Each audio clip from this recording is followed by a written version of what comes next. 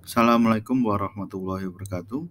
Berjumpa kembali pada video pembelajaran mata pelajaran Pendidikan Pancasila dan Kewarganegaraan kelas 11 semester 2. Pada video kali ini kita akan membahas mengenai peran Indonesia dalam menciptakan perdamaian dunia melalui hubungan internasional.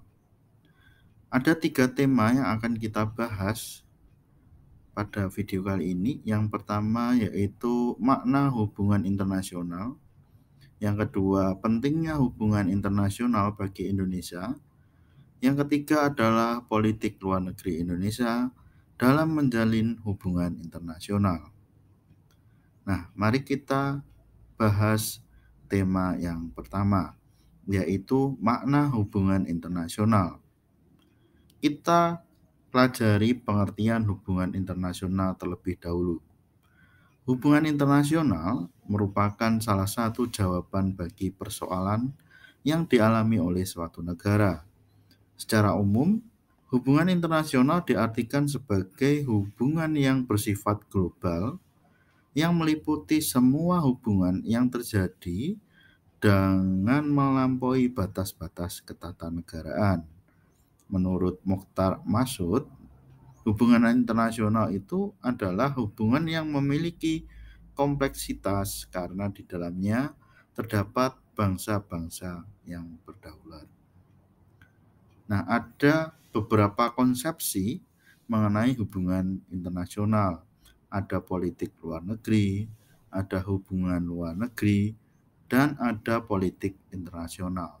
Ketiga konsepsi ini sebenarnya memiliki kesamaan, tetapi juga ada perbedaan dari ketiga konsepsi ini. Yang pertama, politik luar negeri adalah seperangkat cara atau kebijakan yang dilakukan oleh suatu negara untuk mengadakan hubungan dengan negara lain dengan tujuan untuk mencapai tujuan negara serta kepentingan nasional negara yang bersangkutan. Yang kedua, hubungan luar negeri adalah keseluruhan hubungan yang dijalankan oleh suatu negara dengan semua pihak yang tidak tunduk pada kedaulatannya. Sedangkan yang ketiga adalah politik internasional, adalah politik antar negara yang mencakup kepentingan dan tindakan beberapa atau semua negara serta proses interaksi antar negara maupun antar negara dengan organisasi internasional.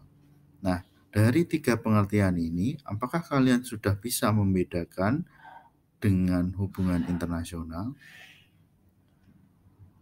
Dalam konsepsi hubungan internasional itu ada 3 konsepsi. Yang pertama adalah politik internasional, studi tentang peristiwa internasional, hukum internasional, organisasi administrasi internasional.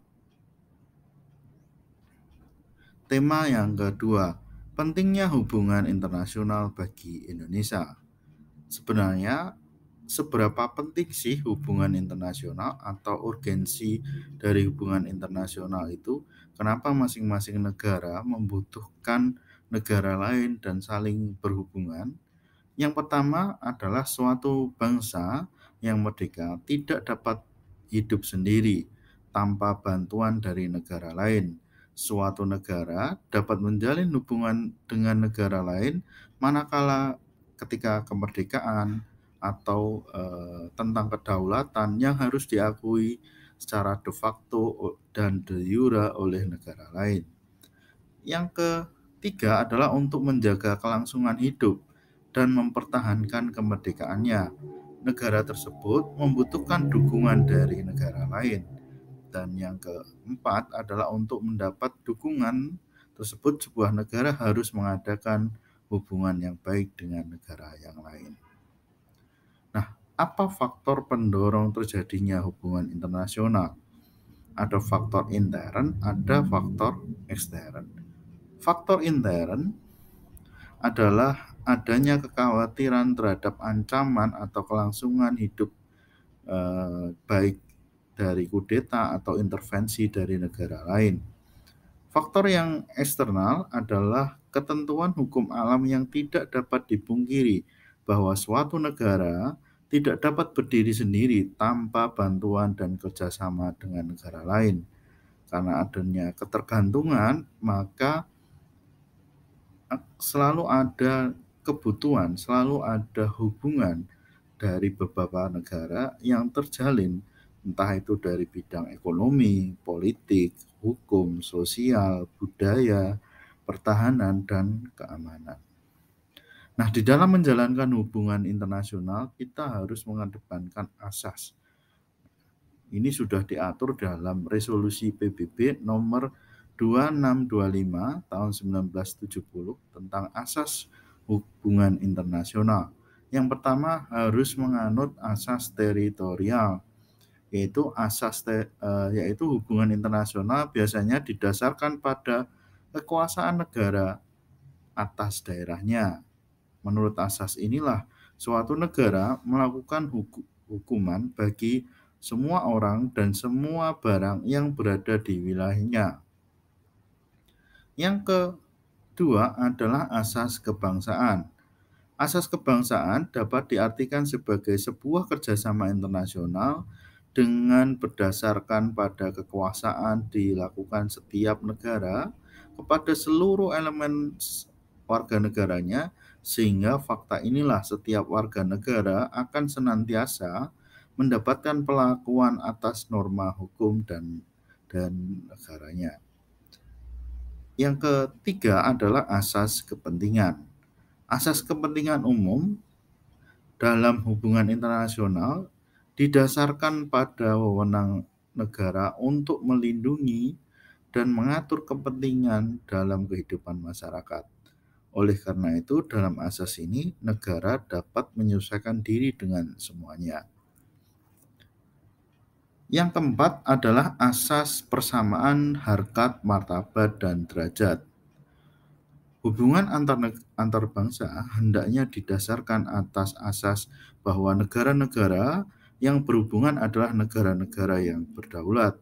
Oleh karena itu, hak harus dijunjung tinggi, baik harkat maupun martabatnya, oleh setiap negara yang berhubungan agar terwujud persamaan derajat, saling menghormati, menjaga hubungan baik, dan saling menguntungkan. Yang terakhir adalah asas keterbukaan. Asas keterbukaan sangatlah berkaitan erat dengan hubungan antar bangsa. Perlu diketahui keterbukaan dan kedua belah pihak sehingga setiap negara melakukan kerjasama secara sepakat dengan memberikan manfaat antara satu dengan yang lain. Nah, di dalam melaksanakan hubungan internasional itu ada sarananya, ada caranya, ada 5 cara. Yang pertama adalah diplomasi.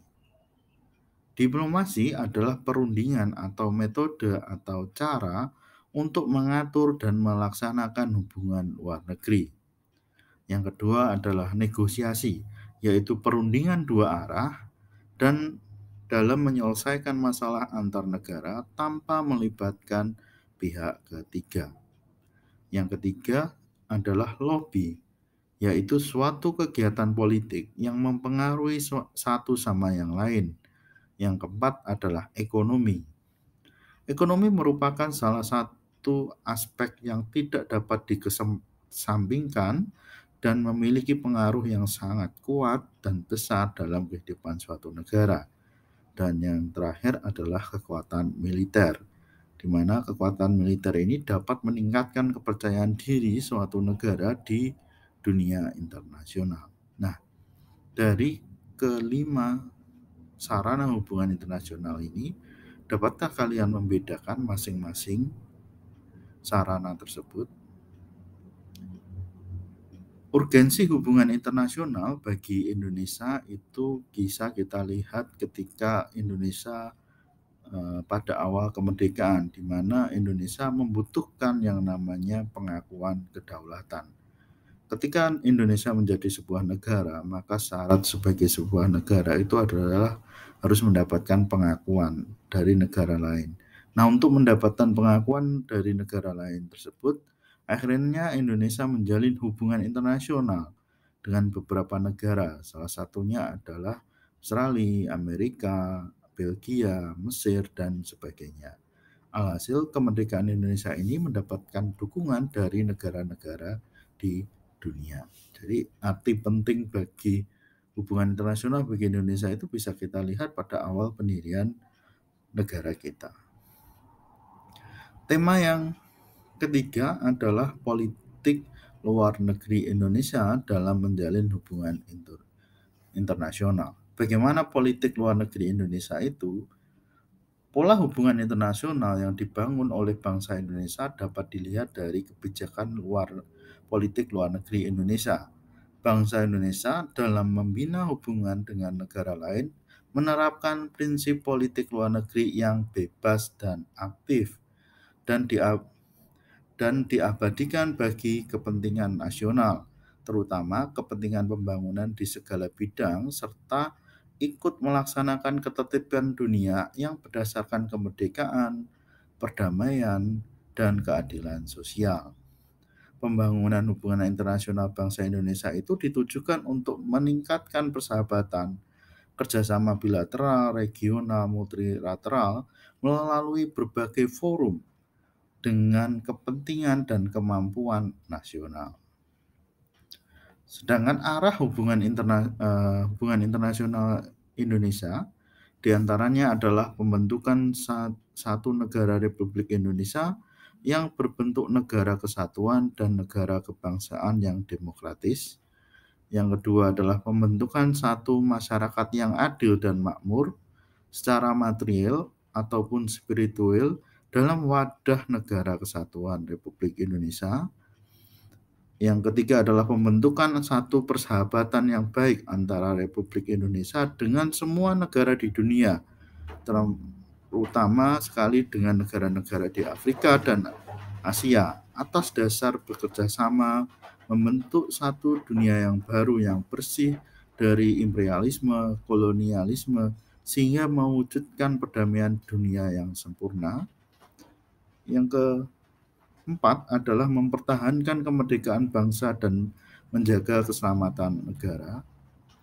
Yang kelima adalah mempertahankan kemerdekaan bangsa dan menjaga keselamatan negara. Yang keenam adalah mempertahankan barang-barang yang diperlukan dari luar negeri untuk memperbesar kemakmuran rakyat apabila barang-barang itu tidak dan belum dihasilkan oleh negara Indonesia. Yang ketujuh adalah meningkatkan perdamaian internasional karena hanya dengan kedamaian dunia Indonesia dapat membangun dan memperoleh syarat-syarat yang diperlukan untuk memperbesar kemakmuran rakyat. Yang kedelapan adalah meningkatkan persaudaraan segala bangsa sebagai pelaksanaan cita-cita yang tersimpul di dalam Pancasila, dasar dan filsafat negara kita. Lantas kesimpulannya, tujuan yang diharapkan dari pelaksanaan hubungan internasional adalah bangsa Indonesia harus senantiasa meningkatkan kualitas kerjasama internasional yang dibangun dengan negara lain. Untuk mencapai hubungan tersebut, bangsa Indonesia harus mampu meningkatkan kualitas dan kinerja aparatur luar negeri agar mampu melaksanakan diplomasi yang proaktif dalam segala bidang untuk membentuk citra positif Indonesia di dunia internasional. Selain itu, juga harus mampu memberikan perlindungan dan pembelaan terhadap warga negara dan kepentingan Indonesia, serta memanfaatkan setiap peluang bagi kepentingan nasional. Insinyur Soekarno berkata, dalam hubungan internasional, kemerdekaan merupakan suatu jembatan untuk perjuangan bangsa-bangsa bagi persamaan derajat, untuk pembentukan bangsa-bangsa dan negara-negara sehingga sanggup berdiri di atas kaki sendiri, polisi dan ekonomis. Demikian video pembelajaran kali ini. Apabila ada kekurangan, saya mohon maaf. Sampai jumpa pembelajaran minggu depan. Assalamualaikum warahmatullahi wabarakatuh.